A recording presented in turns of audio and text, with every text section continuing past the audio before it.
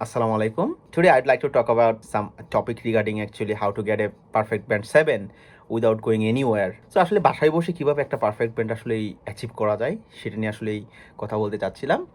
তো আমাদের এখন যারা ইনিশিয়ালি আইএলটিএস এর প্রিপারেশনটা নেওয়া শুরু করছে, most of the candidate actually they feel bit ambiguity they how they will start and what sort of resources should be used and how that should be utilized. আমি যেটা বলবো প্রথমত আসলে দেখেন আমাদের চারটা মডিউলকে definitely you guys have to do hard work simultaneously in those four particular portions.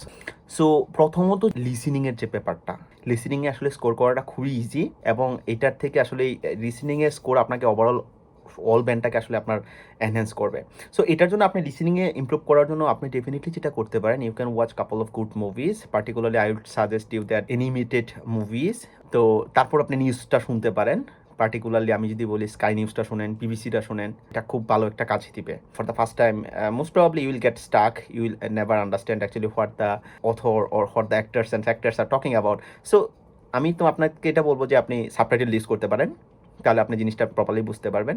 আর একই সাথে কেমব্রিজের যে বিশেষ করে 10 থেকে 19 পর্যন্ত যে বইগুলো আছে ওইগুলো থেকে আপনারা মূলত লিসেনিংটা প্র্যাকটিস করবেন। লিসেনিং রিডিং মূলত এখানে কেমব্রিজের বাইরে কোথাও যাওয়ার দরকার নাই। Cambridge is kind of Bible for IELTS, ঠিক আছে? তো আপনারা অবশ্যই কেমব্রিজটাকে ফলো করবেন। তারপর হচ্ছে রিডিংয়ের যে ব্যাপারটা, রিডিংয়ের বেলায় definitely you guys have to enhance your reading comprehension skill. যে you have a broad spectrum of tips and tricks, but if you don't understand the context you will definitely never will answer the questions prudently. দেখেন আপনি যদি একটা জিনিস পড়ার পরে যদি আপনি নাই বুঝতে পারেন, কীভাবে আনসার করবেন? কখনো সম্ভব না। এবং এই জন্য আপনাদেরকে রিডিং কম্প্রিহেনশন স্কিলটা কিন্তু এনরিচ করা লাগবে। How will enrich the reading comprehension skill? আমি এটার জন্য বলবো যে ডেফিনেটলি আপনাদেরকে প্রচুর বই পড়া লাগবে। কেমব্রিজের যে আপনাদের রিডিংটা, এটা কিন্তু আসলে গতানুগতিক যে আমাদের ট্রেডিশনাল যে রিডিংটা ওইটার মতো কিন্তু না। আপনার যদি কয়েকটা প্যাসেজ যদি আপনারা যদি নিজেরা একটু রিসার্চ করেন বা দেখেন, তখন কিন্তু নিজেরাই কিন্তু বুঝতে পারবেন যে এটা আসলে গতানুগতিক কোনো রিডিংয়ের মতো না। তো আপনারা কেমব্রিজ থেকে আপনারা 5-8টা প্যাসেজ পড়েন, পার্টিকুলারলি পড়ে এটা বোঝার চেষ্টা করেন। আপনার কোশ্চেন সলভ করার দরকার নাই। ইনিশিয়ালি আপনারা কতগুলো প্যাসেজ পড়েন, সেটা বোঝার চেষ্টা করার পরে তারপর আপনারা সেখানে জাম্প করেন যে কোশ্চেন সলভের যে ব্যাপারটা। আই ক্যান অ্যাসিওর ইউ ইনশাল্লাহ that will work like a magic. So কারণ অনেকেই রিডিংটাকে আসলে মনস্টার ভাবে যে আসলেই তারা রিডিং নিয়ে 5.5 এর মধ্যে খুবই স্টাক হয়ে আছে। এখন আপনার কম্প্রিহেনশন স্কিল ভালো না থাকলে যতই টিপস অ্যান্ড ট্রিক্স থাকুক, আপনি কিন্তু প্রপারলি কিন্তু আনসার করতে পারবেন না। অ্যান্ড আপনি দেখবেন যে পারা জিনিস আপনি ভুল করে আসতেছেন, ঠিক আছে? সো রিডিং কম্প্রিহেনশন স্কিলটা অবশ্যই এনরিচ করা লাগবে। আর ইউটিউবের মধ্যে আপনি আসাদ ইয়াকুবের ভিডিওগুলো দেখতে পারবেন। উনি খুব একজন বস লেভেলের মানুষ। উনি যেভাবে আসলে কোশ্চেনগুলো সলভ করায়, that is mind blowing. Okay, so এইগুলো আপনি করতে পারেন। তারপর আসেন যে আমাদের যে রাইটিংয়ের যে ব্যাপারটা, আমরা most of the Bangladeshi student আমরা রাইটিংয়ের মধ্যে খুব খারাপ করি। এটার পিছনে অনেকগুলো রিজনও আছে। কারণ আমাদের over confidence, because most of the time actually we contemplate that what ever the question will appear in front of us, definitely will answer the question. এই যে আমাদের যে ওভার কনফিডেন্ট লেভেলটা উইদাউট ডুইং প্রপার প্র্যাকটিস, এই জিনিসটাই কিন্তু আমাদেরকে সবসময় একটা বাঁশ দেয়। আমি সেটাই বলবো খাঁটি বাংলায়। কারণ হচ্ছে কনফিডেন্ট ভালো, কিন্তু আমরা যদি প্র্যাকটিস ছাড়া যদি আমরা লিখতে যাই আর অনেক ভুল করবো। Definitely we have to know how the sentence structures should be constructed, how the complex sentences, compound বলেন, conditionals বলেন, এগুলো কীভাবে আসলে কনস্ট্রাক্ট করা হয়। If you don't know how will write over there. আর এখানে অনেকগুলো স্টুডেন্ট আমরা যেটা করি, তারা মূলত যেটা চিন্তা করে যে definitely I will use couple of template that will bring a good score. Definitely not, because examiners are trend, they can conveniently detect that is the fabricated answer or not. So be naturalistic, এটা স্পিকিংয়ের ক্ষেত্রে আমি বলবো। কারণ এখানে দেখেন আসলেই যে IELTS is not kind of that actually how many fancy structures, how many template you have memorised and eventually you just you will vomit on the your paper. It's not kind of that. So you have to build your skill and then you have to write. That writing should be naturalistic, not kind of actually robotic, not kind of actually মানে আনন্যাচারালিস্টিক কোনো কিছু করা যাবে না, ঠিক আছে? IELTS is a language test, is not that actually how many half and tough vocabularies, তারপর হচ্ছে আপনি কতগুলা ফেন্সি স্ট্রাকচার মুখস্থ করে আপনি এখানে লেখা টাইলা দিয়ে আসলেন। It's not kind of that, ঠিক আছে? এবং এই রাইটিংয়ের জন্য আপনি যেটা করতে পারেন, ইউটিউবের মধ্যে আপনি আইএলটিএস অ্যাপটা ফলো করতে পারেন, রাসেল মিসেলের একটা বই ফলো করতে পারেন যার রাইটিং টাস্ক 1 এবং 2টা, ঠিক আছে?